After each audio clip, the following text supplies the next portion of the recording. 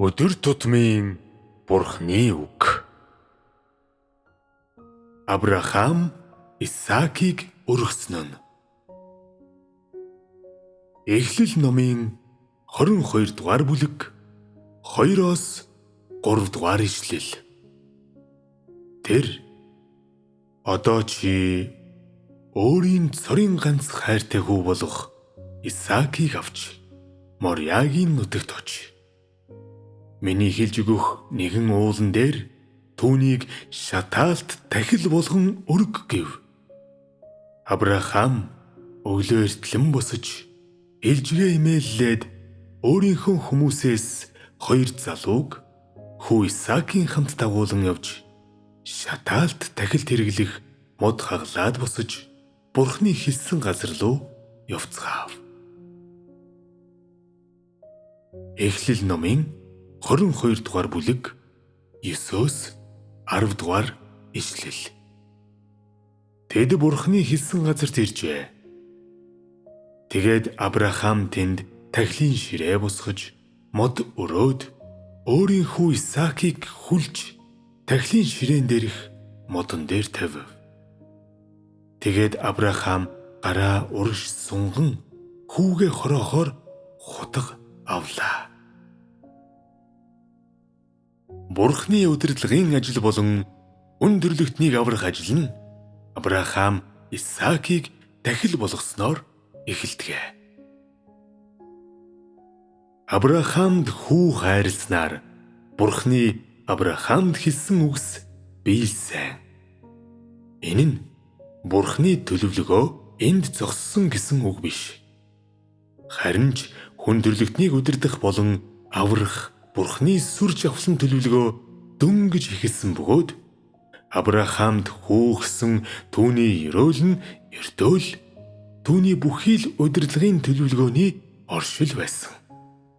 Тэр үед Авраам Исаакийг тахил болгон өргөх үед сатаантай хийх Бурхны тулалдаан чимээгүй эхэлсэн гэдгийг хэн мэдхүлээ. Бурхан хүнийг тэнэг байсан ч тоохгүй. Тэр хүнээс үнэнч байхыг л гуйдаг. Дараа нь Бурхан Авраамд юу хийснийг харцгаая. Эхлэл номын 22 дугаар бүлгийн 2 дугаар ишлэлд. Бурхан Авраамд дараах тушаалыг өгсөн. Тэр одоо чи өөрийн цорын ганц хайртай хүү болох Исаакийг авч Мориагийн нутагт очив. Миний хэлж өгөх нэгэн уулан дээр түүнийг шатаалт тахил болгон өрг. Бурхны санаа тодорхой байсан. Тэр өөрийн хайртай цорын ганц хүү болох Исаакийг шатаалт тахил болгоо гэж Авраамд хэлж байсан. Үүнийг өнөөдөр харахад Бурхны тушаал одоо ч хүний үзэлтэй зөрчилдөж байна уу? Тийм ээ. Тэр үед Бурхны хийсэн бүхэн нь хүний үзэлтэй нэлээд харшилдаж байсан бөгөөд хүн ойлгохын аргагүй байдаг. Өөрсдийн үзэлдээ хүмүүс дараах зүйлд итгэдэг. Хүн итгээгүй, мөн боломжгүй гэж бодож байхад нь Бурхан түнд хүү өгсөн бөгөөд түүнийг хүүтэй болсны дараа Бурхан түүнээс хүүгээ тахил болгохыг хүссэн. Ямар гайхалтай юм бэ? Бурхан чухам юу хийх санаатай байсан юм бэ? Бурханы жинхэнэ зорилго юу байсан бэ? Тэр ямар ч болзолгүйгээр Авраамд хүү өгсөн. Гэсэн ч тэр мөн Авраамаас үг дуугүй тахил өргөхийг хүссэн. Энэ нь хэтэрсэн зүйл байсан уу? 3 дахь талын өнцгөөс харвал энэ нь хэтэрснээр зогсохгүй. Бүр оргүй хоосноос асуудал үүсгэж байгаа тохиолдол байсан юм. Гэхдээ Авраам өөрөө Бурхныг хэтэрхий их зүйл гуйж байна гэж үзээгүй. Хэдийгээр тэр зарим нэг жижиг бодол агуулж Бурхныг баг зэрэг сэжиглэж байсан ч гэсэн тэр тахил өргөхөөр бэлтгэсэн. Энэ мөчид Авраам өөрийн хүүг өргөл болгоход бэлэн байсан гэдгийг нотлох юуг чи харж байна вэ? Эдгээр өгүүлбэрт юу хэлсэн байна вэ? Их бичвэр дараах тэмдэглэлийг дурджээ. Авраам өглөө эртлэн босож илжгээ эмээллээд өөрийнхөө хүмүүсээс 2 залууг хүү Исаакийн хамт дагуулan явж шатаалт тахилд хэрэглэх мод хагалаад босож Бурхны хэлсэн газар руу явцгаав. Эхлэл номын 22 дугаар бүлгийн 3 дугаар ишлэл. Тэд Бурхны хэлсэн газарт иржээ. Тэгээд Авраам тэнд тахилын ширээ босгож мод өрөөд өөрийн хүү Исаакийг хүлж тахилын ширээн дээрх модон дээр тавив. Тэгээд Авраам гараа урагш сунган хүүгээ хороохоор хутга авлаа. Эхлэл номын 22 дугаар бүлгийн 9-өөс 10 дугаар ишлэл. Авраам гараа сунган хүүгээ хороохоор хутга авах үед түүний үйлдэл Бурханд харагдсан уу? Тэгсэн.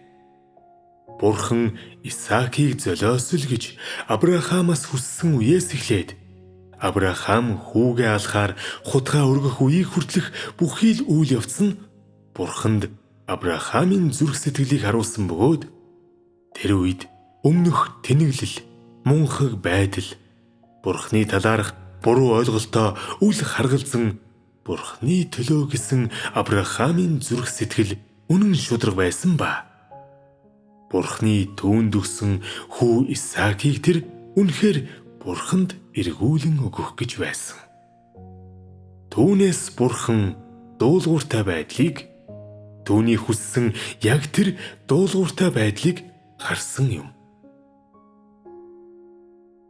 Хүний хувьд Бурхан ойлгомжгүй, бүр гайхмаар зүйлсийг их хийдэг. Бурхан хэн нэгнийг зохион байгуулахыг хүсэх үед энэхүү зохион байгуулалт нь ихэвчлэн хүний үзэлтэй зөрчилдөж түүнд ойлгомжгүй байдаг. Гэсэн ч яг энэ үл нийцэл болон ойлгомжгүй байдал нь хүнийг шалгах Бурхны шалгалт туршилт юм. Харин тэгэхэд Авраам өөрийн доторх дуулууртай байдлыг Бурханд харуулж чадсан бөгөөд энэ нь Бурхны шаардлагыг хангаж чадах хамгийн үндсэн нөхцөл байсан билээ.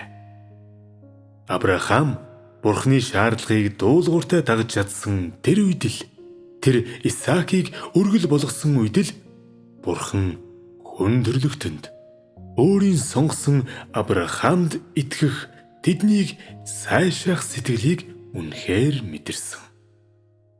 Зөвхөн тэр үед л түүний сонгосон энэ хүн нь түүний амлалтыг болон түүний дараагийн удирдлагын төлөвлөгөөг үүрч чадах зайлшгүй хэрэгтэй удирдагч юм а гэдэгт Бурхан итгэсэн. Хэдийгээр энэ нь шалгалт, туршилт байсан боловч Бурханд баярлаж түүний төлөө гэсэн хүний хайрыг мэдэрсэн бөгөөд хүн түүнд урд өмнө үзээгүй тайтгарл өгөхийг мэдэрсэн. Авраам Исаакийг алахаар хутгаа дээш өргөх мөчид Бурхан түүнийг зогсоосон уу? Бурхан Исаакийг Авраамаар өргүүлээгүй. Учир нь Исаакийн амийг авах санаа Бурханд ердөө байгаагүй. Тиймээс Бурхан Авраамыг яг цагийг нь олж зогсоосон. Бурханы хувьд Авраамын дуулууртай байдал нь аль хэдийн туршилтанд тэнцсэн. Түүний хийсэн зүйл хангалттай байсан бөгөөд Бурхан өөрийн хийхээр зорж байсан зүйлийн үр дүнг аль хэдийн харсан юм. Энэхүү үр дүн нь Бурханд хангалттай байсан уу? Энэ үр дүн нь Бурханд хангалттай байсан. Тэр нь Бурханы хүссэн зүйл байсан ба Бурханы харахыг эгээр нь хүсэж байсан зүйл байсан гэж хэлж болно. Энэ үнэн үү? Хэдийгээр өөр байдалд Бурхан хүн бүрийг шалгах өөр арга хэрэгэлдэг боловч Бурхан Авраамаас өөрийн хүссэн зүйлийг харсан. Авраамын зүрх сэтгэл үнэнч болохыг Түүний дуулууртай байдал ямар ч болзолгүй болохыг тэр харсан ба. Яг энэ болзолгүй байдлыг л Бурхан хүсэж байсан юм. Хүмүүс би аль хэдийн үүнийг үргэл болгосон. Би аль хэдийн тийм зүйлээс татгалцсан. Яагаад Бурхан одоо надад бас л сэтгэл хангалуун биш байгаа юм бэ? Яагаад тэр намайг шалгасан хിവэр байгаа юм бэ? Яагаад тэр намайг туршсаар байгаа юм бэ гэж дандаа хэлдэг. Энэ нь нэг баримтыг харуулдаг. Бурхан чиний зүрх сэтгэлийг хараагүй ба чиний зүрх сэтгэлийг олж аваагүй. Өөрөөр хэлбэл Авраам хүүгээ өөрийн гараар хөнөөж түүнийг Бурханд үргэл болгохоор хутгаа далаад чадаж байсан шиг тийм чин сэтгэлийг тэр хараагүй. Тэр чиний ямар ч болзолгүй дуулууртай байдлыг хараагүй бөгөөд чамаас тайтгарл аваагүй. Тэгэхээр Бурхан чамайг үргэлжлүүлэн шалгасаар байх нь хэвийн зүйл юм. Энэ үнэн биш гэж үү?